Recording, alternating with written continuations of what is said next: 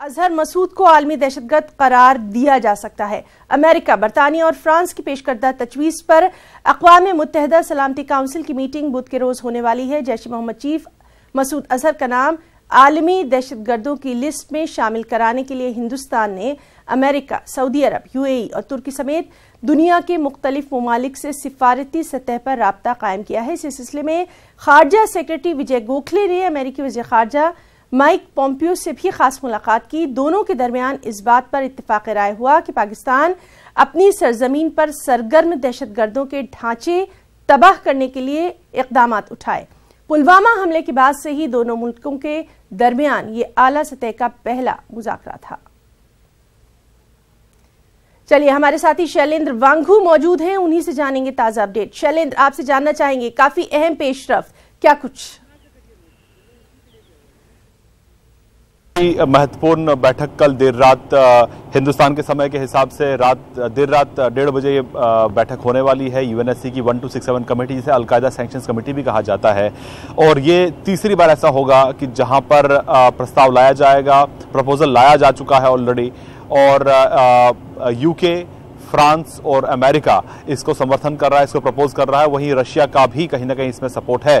लेकिन सवाल वही खड़ा होता है कि इस बार चाइना का क्या रुख रहेगा। चाइना ने अब तक पत्ते नहीं खोले हैं मसूद अजहर को लेकर। हालांकि आपको बता दें कि इस पूरे मामले को लेकर विदेश मंत्री सुषमा स्वराज की मुलाकात भी हुई थी अब से करीब 10 दिन पहले चाइना के फॉरेन मिनिस्टर वांग यी से, और माना जा रहा है कि इस मुलाकात के दौरान भी भारत ने साफ कर दिया था कि जैश ए मोहम्मद के सरगना मौलाना मसूद अजहर को प्रतिबंधित करना जरूरी है। एक स्ट्रॉन्ग मैसेज भेजना भी जरूरी है, क्योंकि इसके बिना वो खुलेआम वहां पर इस तरह की रैलीज भी करता है, लोगों को भड़काता भी है भारत के खिलाफ। तो ऐसे में अब देखना यह होगा कि इस पूरे मामले पर चीन का क्या रुख रहता है, क्योंकि इससे पहले 3 बार ऐसा हो चुका है कि चीन ने इस प्रपोजल को टेक्निकल कारणों से समर्थन नहीं दिया है। वहीं इसी बीच यूएनएससी के तमाम 15 जो मेंबरान हैं, जो सदस्य कंट्रीज हैं, उनके साथ भारत ने पुलवामा हमले से जुड़े तमाम सबूत साझा किए हैं, जिसमें चीन भी शामिल है। तो ऐसे में देखना यह होगा कि इन तमाम कोशिशों के बावजूद क्या इस बार चीन का रवैया बदलता है या नहीं, है ना? जी शैलेंद्र, आपसे ये भी जानना चाहेंगे, जिस तरह से फॉरेन सेक्रेटरी विजय गोखले जो हैं वो लगातार इस मामले को लेकर पेशरफ्त कर रहे हैं, हिंदुस्तान जो है वो स्टेप बाय स्टेप तमाम चीजों को वर्ल्ड प्लेटफॉर्म पर रख रहा है, तो कहीं ना कहीं उम्मीद जरूर है कि अब कम से कम पाकिस्तान को रोकने में हिंदुस्तान जिस तरह से काम कर रहा है, स्टेप उठा रहा है, वो कामयाब हो सकते हैं दहशतगर्दी के खिलाफ।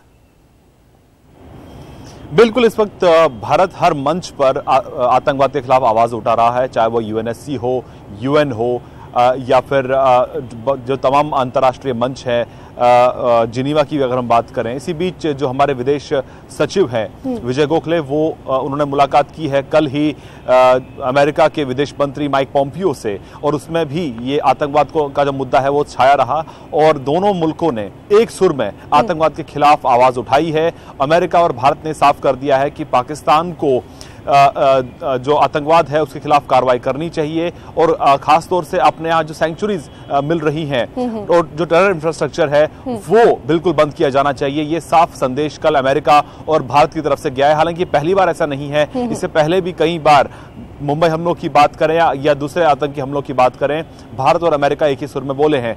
इसी बीच पाकिस्तान के विदेश मंत्री एसएम कुरैशी की भी बातचीत फोन पर यूएस के एनएसए बोल्टन से हुई थी, जिसमें कहीं ना कहीं पाकिस्तान एक बार फिर आतंकवाद के नाम से बचता नजर आया। जो बयान पाकिस्तान की तरफ से जारी किया गया उसमें आतंकवाद का कहीं जिक्र नहीं है, लेकिन जो बयान एनएसए अमेरिका बोल्टन की तरफ से जारी किया गया उसमें साफ कहा गया कि जैश ए मोहम्मद के खिलाफ पाकिस्तान को कार्रवाई करनी चाहिए। हालांकि इसका जिक्र पाकिस्तान ने अपने बयान में नहीं किया। तो साफ है कि कहीं ना कहीं आतंकवाद के नाम से ही पाकिस्तान बचता नजर आ रहा है। दुनिया भर के जो मुल्क हैं वो इस वक्त दबाव बना रहे हैं पाकिस्तान पर वो कार्रवाई करे, लेकिन ऐसा लगता नहीं है कि पाकिस्तान इस बार मामले में कोई कार्रवाई करेगा, क्योंकि अभी भी करीब 30 से ज्यादा आतंकी जो टेरर कैंप्स हैं वो आज भी ऑपरेट कर रहे हैं पाकिस्तान में। तो ऐसे में जब तक मसूद अजहर पर प्रतिबंध नहीं लगेगा, जब तक पाकिस्तान ठोस कार्रवाई नहीं करेगा, तब तक भारत की ये मुहिम जारी रहेगी।